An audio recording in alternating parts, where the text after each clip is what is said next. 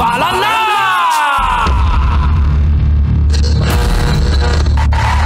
Ang tambalang kumikinang.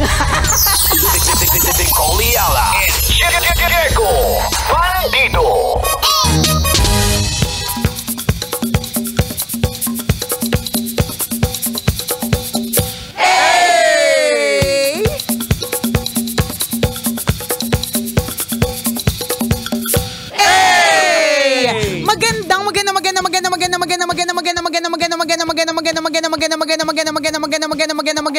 Magandang tanghali, kumikinang na ulo, Diego Bandido!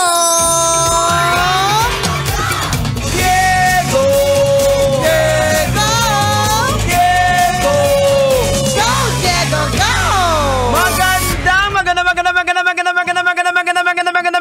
Magandang tanghali, kumikinang ina!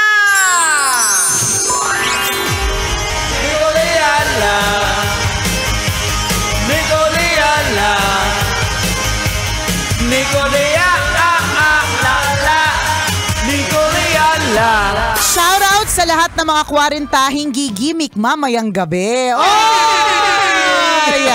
Kailangan nyo lang po ng pangmalakasang mga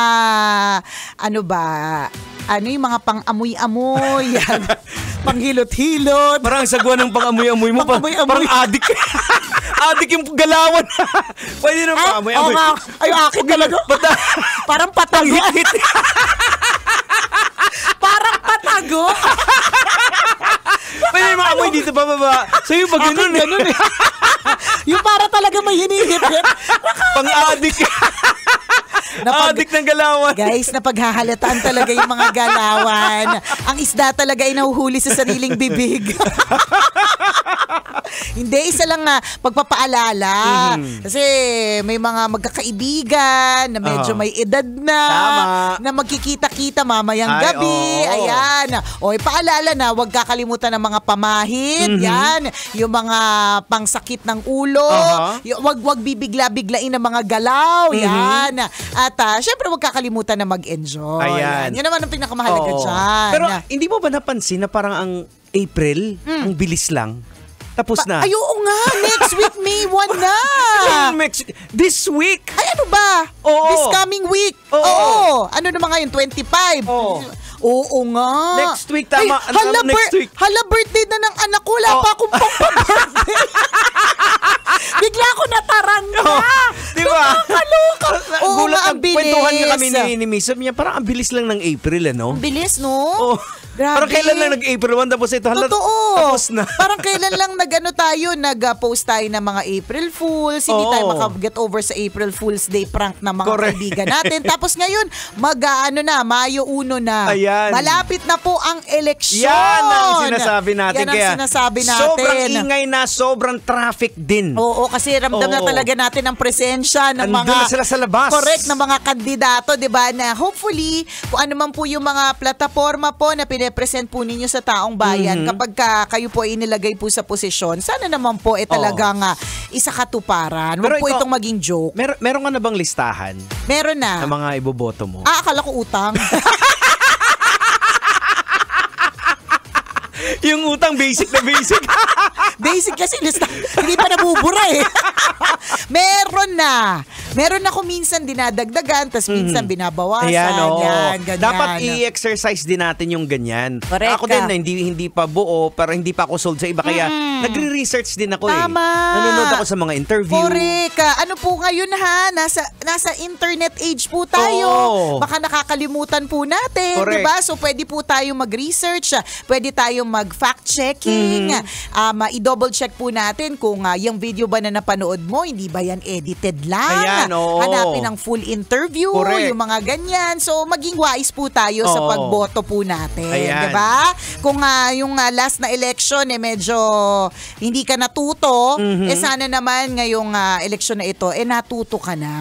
Hindi, it's never too late to learn something new, 'di ba? So kung for the past elections ang inaano mo lang, ang binoboto mo lang yung kakilala ng kakilala mo, yung kapatid ng pinsan ng kapitbahay ng barangay tanod sa may sa inyo, 'di ba? Na walang actual fact-checking. Wag na ganoon. Ngayon mag-fact-check ka na. Nicole Yala, pwedeng magtanong. Natutuwa ka ba ngayon sa lumalabas na survey? Ayaw nating sumagot. Ayaw nating sumagot ng mga katanungang pwedeng ikapahamak po natin at kaiksi ng ating buhay at ikagulo ng ating social media account. So, I'd like to focus on the next topic. Actually, hindi ko pa nakikita yung latest. So, kahit nakita ko naman yung latest na survey, ewan ko, minsan naman kasi ang survey hindi totoo. Totoo naman. Ang survey naman hindi talaga siya magugulat ka na lang, hindi siya super, well, it can be a basis but it can medyo hindi siya super duper accurate to the maximum level Ayan, hindi ganun malaki pa rin yung margin of error niya sa reality correct, sa realidad. So ayoko na lang ding ayaw natin magpa-apekto sa di compare kung meron ngang katotohanan exercise your right to vote kung tingin mong dapat hindi yun yung mga yung mga lumalabas sa survey, tingin mo hindi dapat na ihalal o edi alam mo na yung gagawin mo, fact check. Ayan, the more na talagang oo nga pala, parang hindi pwede to. So, dapat bumoto ako ng maayos at tama. Correct, diba? Nasa sa inyo naman po yan, diba? Basta ang importante ay mag-next topic na.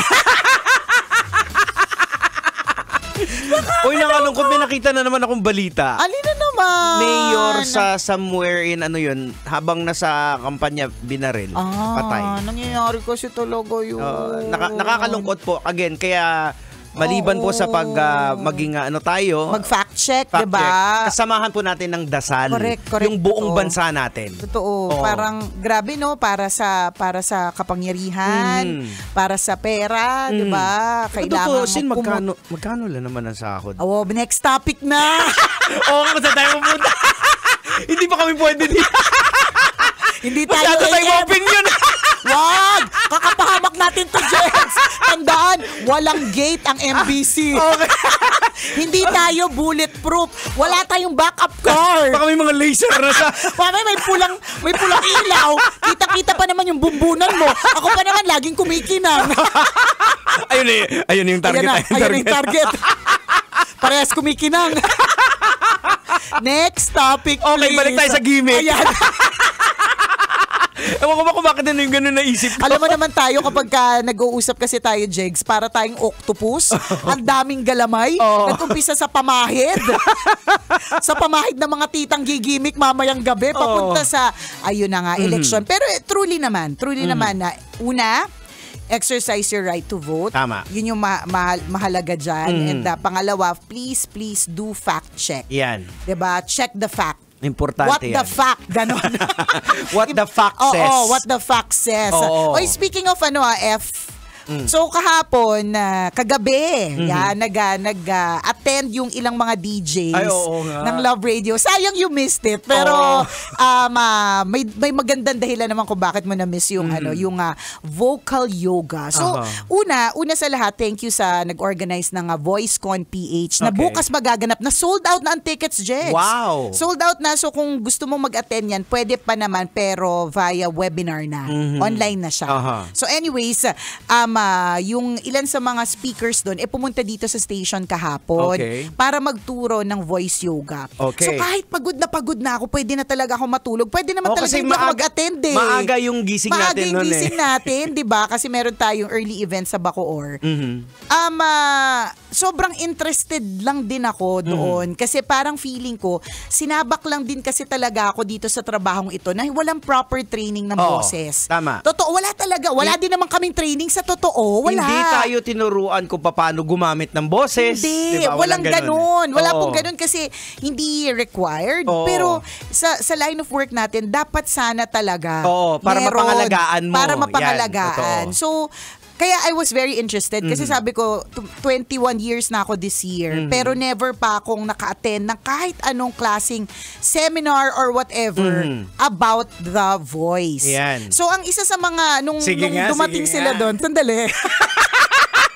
Wag mo akong Siyempre, isang beses ko lang narinig, di ba? Siyempre, limot ko na yung iba. Hindi, ang sinasabi is, tayo daw, ano ba yan? Nakalimutan ko kasi medyo alam mo yung nagturo kasi si Madam Joyce, kasi partner, parang ang tawag dun, yung aristokrata, medyo ang daming English eh. Hindi, tsaka sabog ka na nun eh. Tsaka medyo sabog na ako. Hindi, pero ang sinasabi nila, una sa lahat na very important, at hindi lang para sa atin na vocal athletes. Yan. Taray! At least athlete tayo, di ba? Mga voice athlete. It's not just for us, but for everyone else na una sa lahat, kailangan at importante sa panahon ng social media na lagi tayong naka-shrimp position. Ano ba yung shrimp position? Yung nakahukot. Yung parang hipon. Parang hipon. Nakahukot, nakatingin lagi sa baba para tayong hipon kasi nga lagi tayong nakatingin sa ating cellphone. Ganyan. So, dahil dyan, meron din yung effect una sa breath. So, 30%, parang hindi ako sure sa statistics ko. Kaya sabi ko sa digital team namin, i-record nyo to ha. I-record nyo po ba? Ayan. So, parang hindi yung dapat na air na pumapasok sa katawan natin, hindi natin nakukuha ng buo. Dahil nga, lagi ang posture natin is bad. So, isa sa mga natutunan ko yung it's important to have a good posture. Tapos, meron palang, akala natin, Jegs, na na-discover na natin yung boses natin. Okay. Pero marami pa tayong pwedeng ma-discover sa boses natin. Hindi pa daw natin, parang di ba sa brain, in our lifetime, hindi daw natin hindi pa na-activate. Ayan. Madaming pwedeng i-activate sa boses natin. Siyempre, isang beses lang ako nag-attend. So, syempre, feeling ko, walang na-activate. Anong boses ang na-activate mo, Nicole Yala? Walang na-activate. So, kailangan mag-attend. And I think it should deserve, sabi ko nga dapat, talaga, series talaga siya. So, kausapin ko yung ating talent management.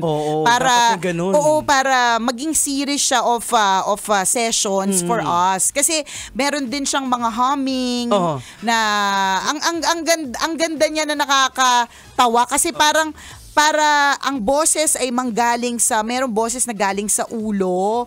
May mga paano yung boses galing sa ulo? Diba? Hindi, pero paano? Pwede. Sige, paano? Tapos kailangan mo siya i-concentrate. Isang beses nga ako nag-attend. So, tanong ka ng tanong, wala akong ibigay sa'yo.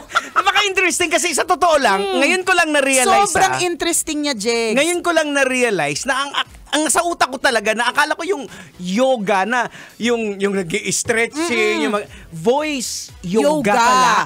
Okay. So, meron siyang kaya rin may mga mat. Kasi, syempre, yun nga meron din connection sa posture. Meron kaming isang ginawa na para siyang rorolyo ka pabaliktad. So may patuwad-tuwad kayo doon? Hindi, yun lang yung medyo may pagtuwad. So rorolyo. Paano pag pumutot ka na? Yun na nga, tawang-tawa kami kasi merong may part doon, Jegs, na parang kailangan mo i-feel. Pag nag-hum ka, parang ganon, yung vibration mula ulo hanggang puwet. So sabi nung isa nating kasama, yung OPA, yung bago nating OPA, paano daw kung mag-vibrate yung puwet?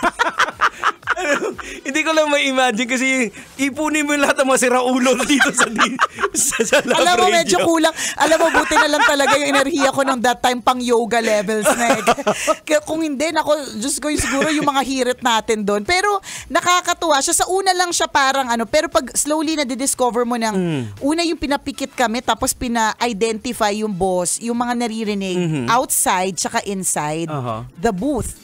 Kasi sometimes, at saka meron siyang pinagawang activity sa amin kung saan actual mong maririnig yung body mo. Okay. Di ba ang ingay kasi natin, hindi natin naririnig yung katawan natin. So sobrang may ganon siya ka-interesting na ang sinasabi pa, usually pag tayo nasa microphone tayo, diba? Dahil, ewan ko kung dahil Love Radio DJ tayo, ang automatically what we do, basic sa atin sumisigaw. Hindi tayo dapat sumigaw kasi may mic ka nga. Ba't ka sumisigaw? May mic ka nga. Diba? May mic ka nga, ba't ka sumisigaw? Oo nga, no? So, para siyang tenga, yung mic. So, kung ang mic ay tenga, hindi mo dapat sinisigawan yung tenga. Lalakasan mo lang kung bumubulong ka. May so, hindi ka dapat sumisigaw. O, anong sagot mo? Ay, kasi hindi sila nakikinig So, kailangan namin sumigaw. Ganun ginagawa ng nanay namin. Pag hindi nakikinig, sisigaw. Oh. Diba? Basta it's very, very interesting. Kaya ang swerte ng mga makaka-attend ng VoiceCon. And by the way, pine-prepare na nila yung VoiceCon 2026. Wow. Diba? So, ang galing lang na kuha ng new learnings. Ito yung sinasabi ko, sana isi-segue ko mula sa natutunan mula sa huling eleksyon hanggang sa ngayon. Dapat it's not too late to learn. Kasi ako isipin mo 21 years, tapos ngayon lang ako nag-attend ng anything connected sa throat. Meron atay, may ginawa sa atin yung naalala mo sa loob ng Aliw. Ano yun? Meron din nagturo sa atin na parang voice coach yun eh. Na yung, pero one time lang yata one time lang yun na then, sinasabi na yung mga lalamunan natin is a wind instrument. Kaya kinakailangan ng hangin. Yan. Yun lang ang maalala ko. Di ba may mga exercise pa yan nga. Pinapanganga tayo. May mga ganun Ayan. nga. Natandaan ko nga, nag-attend na tayo nun sa Aliw. Parang ganun. Kailangan dun lagi. Kailangan to remind. Oo. Tapos meron pa dun na ang parang kapag ka nag-express ka ng pain at ng joy, may mga ganun pa eh. Siyempre medyo antok na ako. Oo, kailangan mas mabilis daw na move forward sa hurt ang isang taong ine-express ang pain. May mga ganong connection. Ang galing. Sobrang interesting. Oras natin! 12:39. Ako pong kumikinang na ulo, Diego Bandido. At akong kumikinang ina mo, Nicole Liala. Kailangan pa bang i-memorize yan? Basic! The sport. So may ginawa nga kami na activity na parang rorolyo ka na sa una hindi mo siya magagawa lalo kung hindi ka naman nag-exercise. Pero magagawa mo lang siya kapag ka sinabayan mo ng boses. Okay. Parang gumanon ka.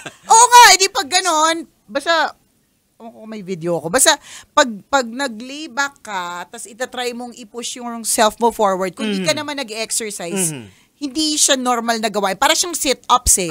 Pero magagawa mo lang siya kapag ka sinabayan mo ng So parang may science din pala. Yung sa mga may karate. Science! Yung mga sa karate, di ba? Correct! Galing. Oo, kasi buga ka ng hangin or yan. Whatever. Very interesting. Talaga, sobrang interesting niya, Jigs. Ang sa sample daw, sabi ni Boy Pindol. Paano yung Teka lang, papanoodin ko nga yung video eh. I-demo mo sa amin ni Coliala. Nakakatawa eh.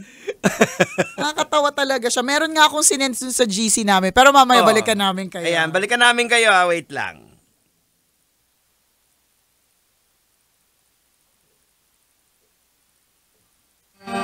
Sa lahat ng mga kaastig natin, isa na naman panibagong araw para sa mga astig na gawain for today. At gawin pa nating mas astig ang araw mo gamit ang Arena Plus app. Dahil sa Arena Plus, astig sa sports. Ang Arena Plus ang tinanghal na Best Sportsbook Operator for 2024 ng Sigma Asia Awards. Ang Arena Plus talaga magpapabago sa paraan mo ng pag-enjoy ng mga paborito mong mga laro.